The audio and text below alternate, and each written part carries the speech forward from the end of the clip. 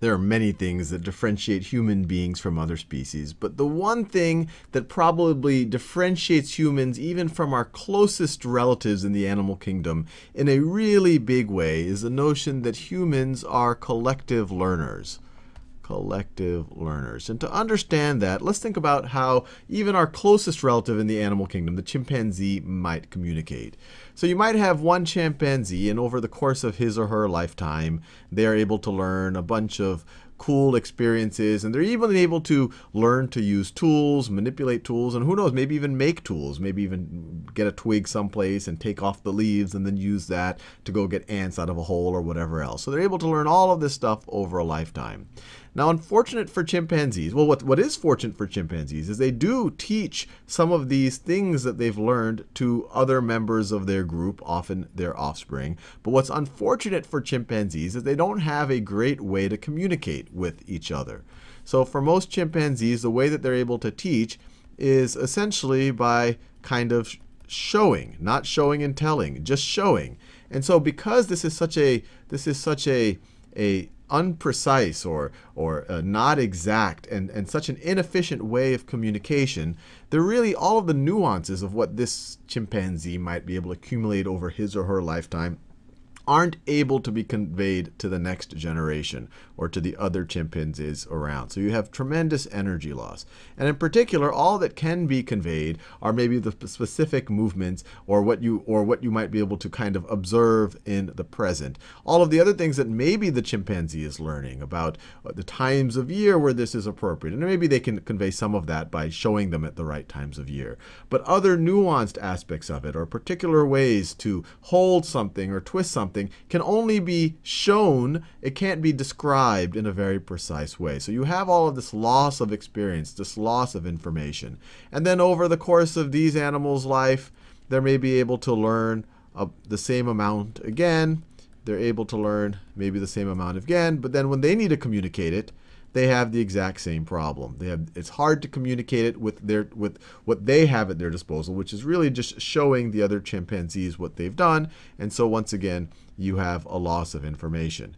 And what you have in this type of circumstance is generation after generation, even though there is learning over the course of an individual chimpanzee's life, and even though they can communicate to some of that to each other, that form of communication it loses so much information and so much nuance that you never have an overall accumulation of knowledge and wisdom in this chimpanzee population. Now, humans, on the other hand, have something called symbolic language, and I'll talk about this in a second. But for now, it's safe to say that human language is far more precise and far more efficient than just being able to show someone something. Imagine if you had to learn how to do something without being able to communicate verbally, if you just had to look at someone else's actions. And then you'd have a good idea of how difficult it is for chimpanzees to teach each other. But in the case of human beings, we have this thing called symbolic language. That's a very precise, a very efficient way of communicating. So from one human being to another, you can actually communicate a good deal. Maybe not every single nuance and every single experience, but a good chunk of it. So right here, I'm drawing about that much of it to some other human being. Maybe it is the offspring, maybe it is another member of the tribe or the group, or whatever it is. And then this human being might come up with some other innovations. They're able to build off of all of this learning from that previous generation or from that other human being that's around, and they're able to come up with their own nuances and their own innovations. And this one right over here might come up with his or her own nuances and innovations. And because they have a good communication mechanism, this one could even communicate to that one what he's learned or what she's learned and communicate a good chunk of that. Maybe not all of it, but maybe a reasonable bit. They can describe exactly how they do something, the times of years, when it's good to do it, when it's not good to do it, how to plan for the future, what's the history of this new learning. And so what you have going on here is because of this strong communication mechanism, so strong, precise, efficient communication,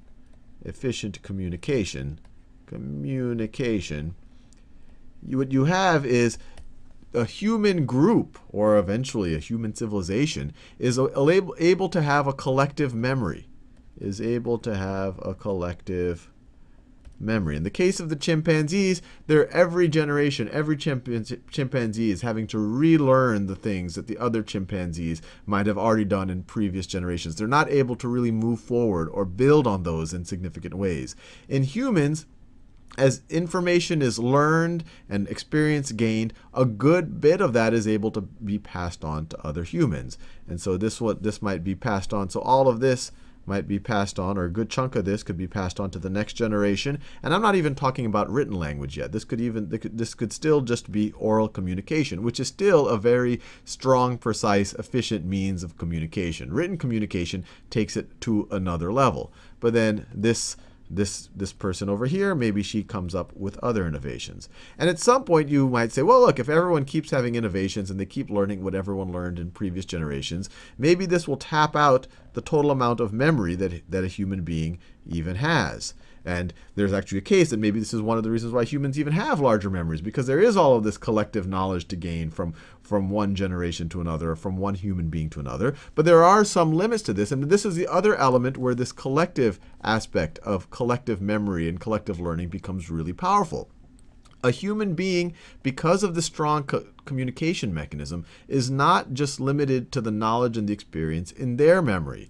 They are able to tap into, so this human being right over here does not have this skill set. And that skill set maybe gets passed on to another human being. So let me copy and paste that. So let's say you copy, let's say you paste that. This other human being that's maybe living at the same time. And when that becomes relevant, they could actually tap into it, and maybe they could learn it from that human being, or maybe it's in a different part of society and this human being can build certain tools or build certain things using this information, using that knowledge right over there, and then this human being doesn't need to know that information. They can just leverage the output of that information to then build on top of it. So what it allows human beings to do is not only convey information and build on information from generation to generation, human to human, it allows all of the human brains collectively at any given point of time to be one collective memory bank that can be used to develop or innovate in specific domains and adapt to specific parts of the ecosystem, or to teach each other. So all of a sudden, this is really unique as far as we can tell in the animal kingdom. All of a sudden, it's not all about the brain or the memory of one individual member of a species. It now becomes about the brain or the memory of the entire civilization or the entire group of the species. And just as an example of that, there's, as far as I know, there's no human being who knows how to do everything that all human beings know how to do. I could imagine that there is a chimpanzee that knows how to do everything that any other chimpanzee knows how to do. There are no humans that can be a fighter pilot, a doctor, a gymnast, a lawyer, understands philosophy, speaks 20 different languages. As far as I know, that human being does not exist. And that's okay, because they can tap into the experiences, the abilities of other human beings to build up their civilization. None of us, as far as we know, knows how to do everything that we need to actually build our civilization. But the information is in our collective memory to actually do it.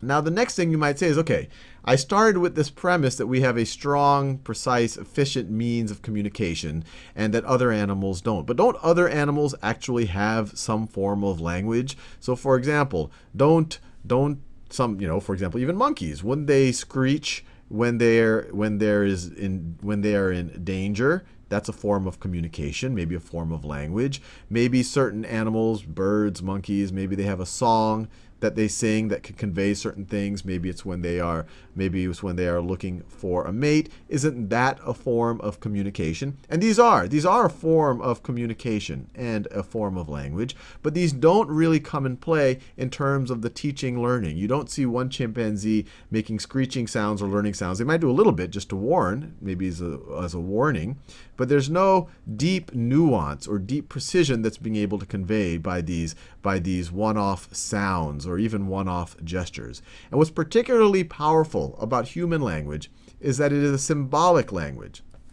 It is a symbolic language. And when I say it's a symbolic language, I'm even saying it in a broader sense than even just written symbols.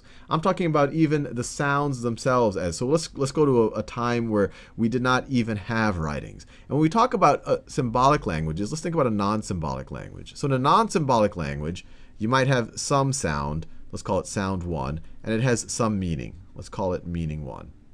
Meaning 1. So this might be a certain type of scream. It means that a predator is approaching. Then you might have something like a sound 2 or gesture 2, and then it has some other meaning.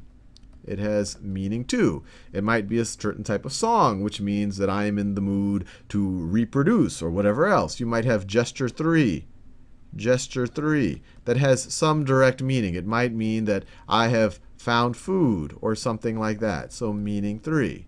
What humans have, they can do this, where particular sounds have particular meanings. So, for example, in humans, you could have sound 1. It refers to meaning 1. I'll just refer it to meaning 1. You could have sound 2 that refers to meaning 2.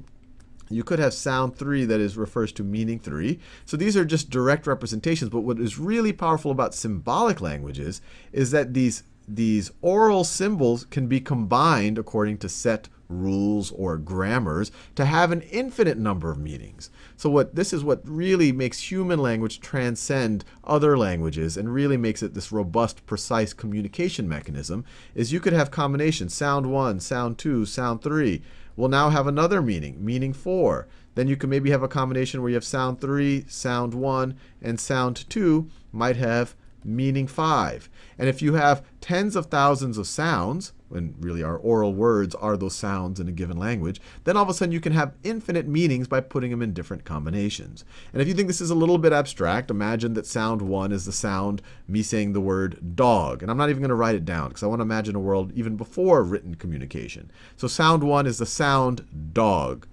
Sound 2 is the sound eats. And sound 3 is the sound man.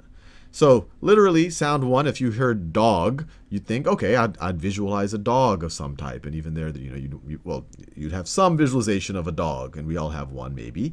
Sound 2, if you heard eats, you'd say, okay, I imagine eating in some way. And sound 3, man, you have some visualization of it.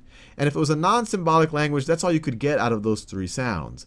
But now in a symbolic language, we can combine those. We could say dog eats man. So once again, we just reused the 3 sounds, the 3 symbols, but now they're referring to a whole new, a much more complex meaning than just referring to certain objects or certain actions. Or you could have man eats dog. It's not pleasant, but I guess in a desperate situation. But once again, it is another meaning that we can get out of the same sounds. And what these symbolic languages do, besides giving you an infinite number of meanings, they're allowed to give you more nuance and really refer to things that are abstract, and including, and maybe most importantly, things like the present, the future, the past, kind of hypothetical things that really are necessary in order to really communicate or optimally communicate all of the experiences or the learnings from one entity to another.